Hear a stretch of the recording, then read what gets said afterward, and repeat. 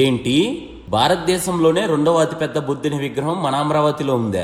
అది కూడా కృష్ణానది ఒడ్డున 4.5 ఎకరాల విస్తరణలో నిర్మించారా? తొందరగా వీడియోని సేవ్ చేసుకుని మీ ఫ్రెండ్స్ అండ్ ఫ్యామిలీకి షేర్ చేయండి. ధ్యాన బుద్ధ విగ్రహం. బుద్ధుడు ధ్యానంలో కూర్చున్న రూపంలో ఉండటం వల్ల దీనిని ధ్యాన బుద్ధ అని అంటారు. 125 అడుగుల ఎత్తుతో నిర్మించిన ఈ విగ్రహం 2003లో ప్రారంభించి 2015లో పూర్తి చేశారు. ఇంత పెద్ద విగ్రహాన్ని ఒకే రాతి ముక్కతో చెక్కడం సాధ్యం కాదు కాబట్టి ముందుగా పెద్ద స్ట్రక్చరల్ ఫ్రేమ్ వర్క్ సిద్ధం చేసి తర్వాత పాదాలు, కాళ్ళు, శరీరం, చేతులు, మెడ, తల వంటి భాగాలను క్రమంగా రూపొందించారు. విగ్రహం కింద 3 అంతస్తుల మ్యూజియం ఉంది. అందులో అమరావతి బౌద్ధ కళకు సంబంధించిన శిల్పాలు, బౌద్ధ కథలు, బోధనాలు వంటి అంశాలను ప్రదర్శించారు. మొదట్లో బుద్ధుణ్ణి మనిషి రూపంలో చూపించకుండా కొన్ని ప్రతికల ద్వారా చూపించేవారు. ఉదాహరణకు బ్రోధి వృక్షం, ధర్మచక్రం, స్తూపం, బుద్ధుని పాదముద్రలు. తర్వాత కాలంలో బుద్ధుణ్ణి మానవ రూపంలో చూపడం మొదలుపెట్టారు. సామాన్య శక పూర్వం 200 నుంచి సామాన్య శకం 200 మధ్యలో ఈ ప్రాంతంలో విరిసిల్లిన బౌద్ధ సాంప్రదాయాలను అనుసరించి ఇక్కడ కళాఖండాలు ఏర్పాటు చేశారు. ధ్యాన బుద్ధ విగ్రహం వద్ద ఉన్న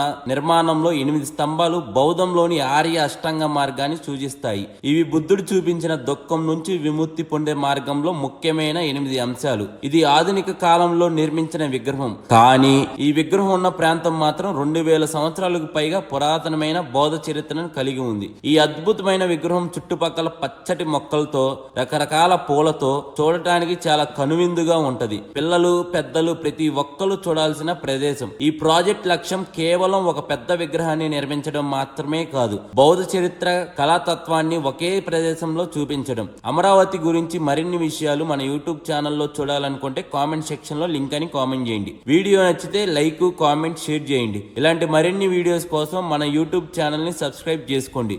ఇన్స్టా పేజ్ ని ఫాలో అవ్వండి. Love you all. See you again.